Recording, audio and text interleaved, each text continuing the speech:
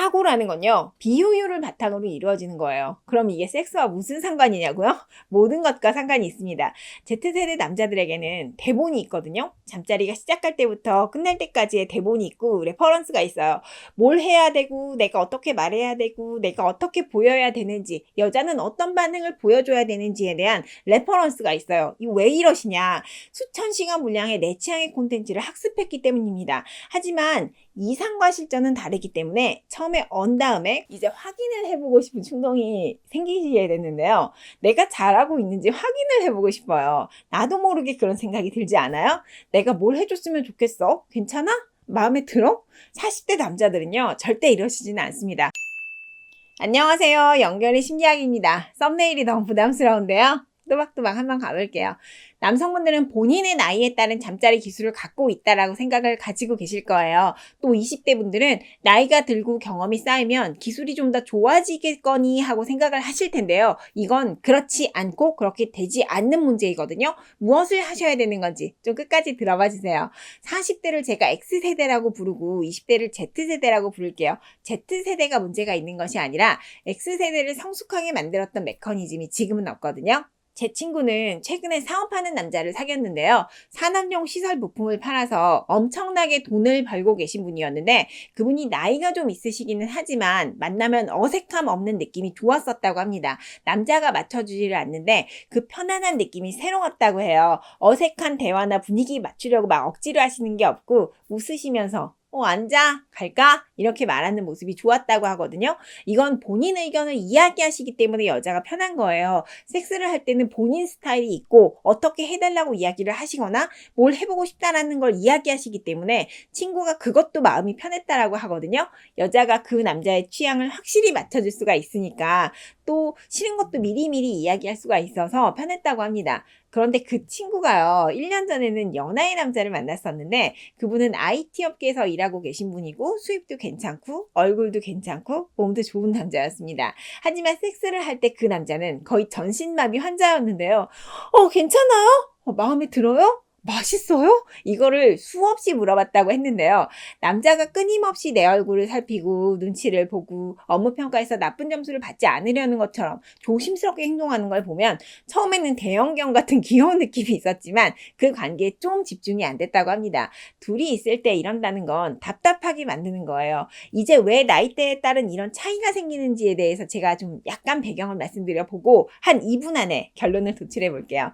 X세대 분들은요, 선택의 여지가 없었습니다. 텔레비전 채널은 4개였고 케이블 방송도 몇 개 없었고요. 만화는 방송 시간에 맞춰서 막 뛰어가서 봐야 되는 거고 일요일 오후에는 동물 다큐멘터리나 사극을 봤습니다. 나에게 선택권은 없었지만 벽만 보는 것보다는 낫잖아요. 그러니까 텔레비전 틀었을 때 나오는 걸 그냥 보는 거예요. 주말 밤에 부모님의 무관심 속에 주말에 명화를 봤었는데요. 70년대 프랑스 영화가 나오건 80년대 공상과학 영화가 나오건 그냥 무조건 봤어요. 음악도 마찬가지로 아빠가 사놓은 CD를 듣거나 라디오에서 나오는 유재하나 신해철 노래를 들었습니다. 그렇게 히치콕 영화를 보게 되는 거고 저 또한 제 선택으로는 절대 보지 않았을 스타워즈도 봤고 스탠리 큐브릭도 봤고 람보 전 시리즈를 다 봤습니다. 저 람보의 엄청난 팬이거든요.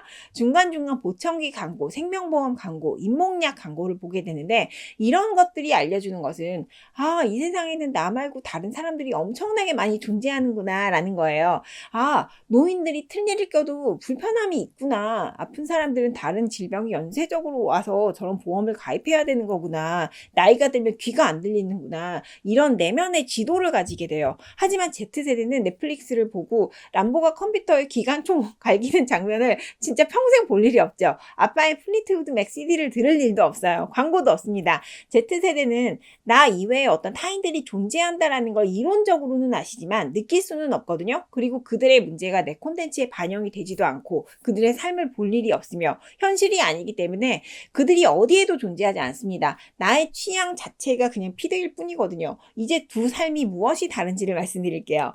무작위적인 것을 것을 접하는 것은 100% 시간 낭비인 건 맞습니다. 하지만 그 중에 1%가 무작위적으로 나를 바꾸는 효과를 불러일으킬 수가 있는데 Z세대는 그런 기회를 갖지 못했어요. 사고라는 건요, 비효율을 바탕으로 이루어지는 거예요. 그럼 이게 섹스와 무슨 상관이냐고요? 모든 것과 상관이 있습니다. Z세대 남자들에게는 대본이 있거든요. 잠자리가 시작할 때부터 끝날 때까지의 대본이 있고 레퍼런스가 있어요. 알고리즘이라는 건 예측할 수 없는 상황에 대해서 짜증을 불러일으키는 회로를 만들어 놓습니다. 즉흥을 없애고 상황을 읽고 조정해야 된다는 걸 모르고 적응해야 된다는 걸 몰라요. 불편하다면 그냥 스크롤해서 넘기고 싶은 충동이 일어나게 되는데 일반적인 인간관계에서는 이게 좀 가능한 부분이 있을지도 모르겠지만 섹스에는 그런 부분이 전혀 없는 것이죠. 섹스라는 건 중간에 넘길 수 있는 부분이 없습니다. X세대 남자들이 왜 다르냐면 더 성숙해서가 아니라 다르게 자랐기 때문이에요. 본인의 청소년기 여가 시간의 100%를 낭비하면서 적응하는 방법을 배웠기 때문입니다. 이게 제가 40대를 미화하는 게 아니고요. 다른 점을 설명할 뿐이에요. 저 그래서 지금 40대가 뭐 더 좋다라는 이런 류의 말을 하고 있지도 않거든요. 다르다라고 표현하고 있죠.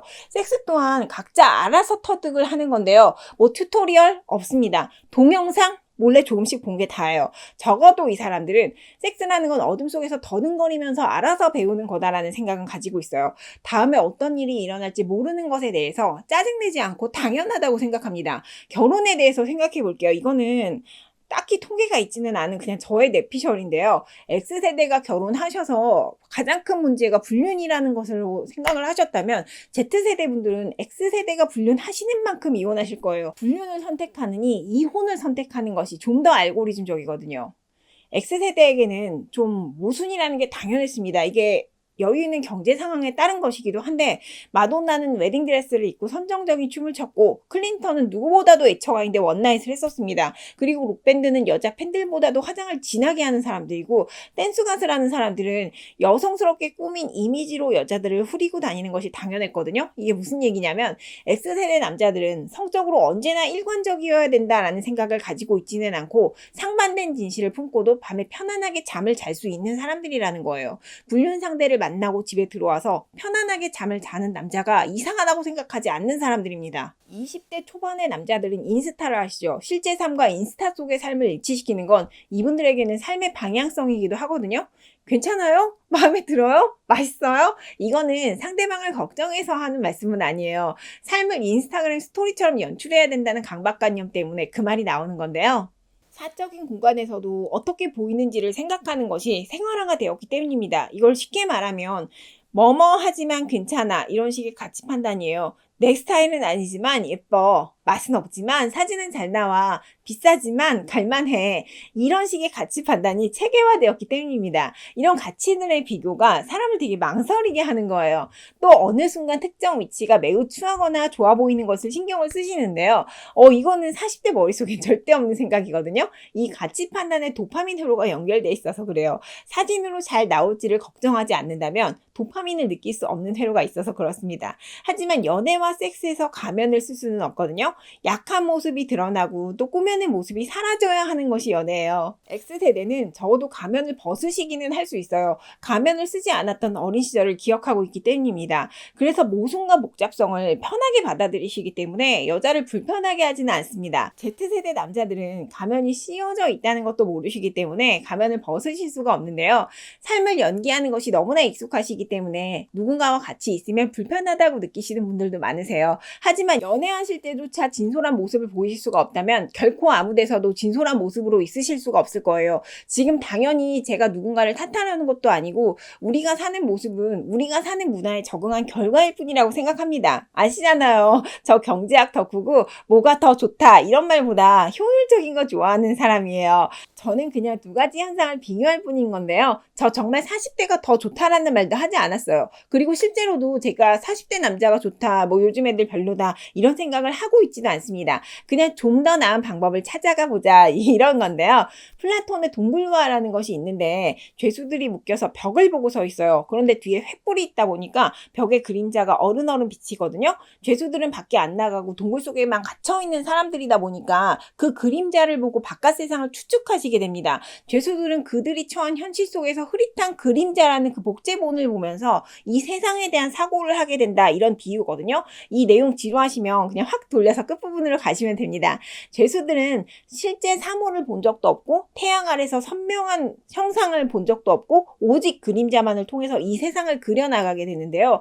Z세대랑 비슷하신 점이 있죠. 알고리즘은 동굴이고 피드는 벽이고 콘텐츠는 그림자죠. X세대는 이어폰을 끼면 동굴로 이렇게 들어갔다가 이어폰을 딱 빼고 동굴 밖으로 나올 수가 있는 사람들이지만, Z세대는 그냥 계속 동굴 안에 살면서 그림자를 보시고 모든 걸 사고하고 있다라는 게 두 세대 남자들 간의 결정적인 차이다라고 할 수가 있을 것 같아요. 그리고 플라톤의 죄수들은 다 같은 그림자를 봤지만 Z세대 남자들은 각자만 아는 그림자를 보고 있다라는 건 제가 좀 심각하게 보고 있는 문제점이기도 합니다. 그래서 Z세대 분들이 어떻게 하셔야 되느냐? 1%를 찾으셔야 되는데요. 비효율 100%의 쓰레기 같은 무작위 컨텐츠는 당연히 싫겠죠. 99%는 효율적으로 가져가시더라도 적어도 1%의 나를 바꿔놓는 노출을 찾으셔야 되는데, 그게 뭐 아마 저일 수도 있다고 생각을 합니다. 알고리즘으로 내 시간의 99%는 효율적으로 채우시더라도 사람을 바꿀 수 있는 1%의 콘텐츠는 직접 찾아보세요. 뭐 그게 저일 수도 있고 쿠팡 상하차 알바가 될 수도 있고 러닝 모임 같은 데 나가보시는 게 될 수도 있겠습니다. 저 같은 경우는요, 제가 글을 막 이렇게 엄청나게 자유롭게 일주일에 막 영상 3개씩 올릴 정도로 쓰는 사람은 절대로 아니었거든요. 근데 제가 유튜브 하기 직전에 크몽 알바를 한 1년 반 정도 했었는데, 크몽 알바의 제 카테고리에서 순간적이지만 1위도 찍었었거든요. 근데 제가 그때 엄청나게 잡다구리한 일들을 많이 했는데요. 뭐 코인 상장하는 프로젝트 도와주고, 의사 이직하는 것도 도와주고, 교대 대학원생 졸업시연 하는 거 도와주고, 네이버 뭐 직원 보고서, 은행 FGI 설문조사 이런 거 정리해주다가 컴퓨터가 막 다운돼가지고 쿠팡으로 컴퓨터 새벽 배송으로 시켜가지고 시간 맞춰서 해주고, 뭐 애견 호텔 하시려는 분, 보험 영업하시는 분, 지역 축제 기획하시는 분, 이런 온갖 것들을 다 도와드렸거든요. 그게 뭐 글을 쓰는 거에 관련된 일은 아니었는데, 근데 그때 글 쓰는 능력이 엄청나게 늘고 세상 보는 눈이 엄청 넓어졌어요. 재밌었어요. 재밌는 게 그때 제가 CCTV 관련된 논문을 하나 써줬거든요. 그래서 제가 길에 가잖아요. 그럼 CCTV 달려있는 거 보고 저거 2억짜리, 저거 6천만 원짜리, 저거 8천만 원짜리, 저거 무슨 카메라, 이거 다 알아요. 그 친구들이 이거 얘기 들으면 되게 놀래거든요. 어떤 동굴에 계시든 그 동굴을 벗어나기 위한 첫걸음은 내가 동굴 속에 있다는 것을 깨닫는 것이거든요. 인생의 돌파구는 1%의 무작위 속에 있다는 게 요즘 세대분들께 정말 중요한 생각인 것 같아서 오늘 내용 정리해봤습니다. 내 피드에 없는 것을 찾아보시고 제 영상 공유 좀 많이 해주세요. 다음 주에 뵐게요.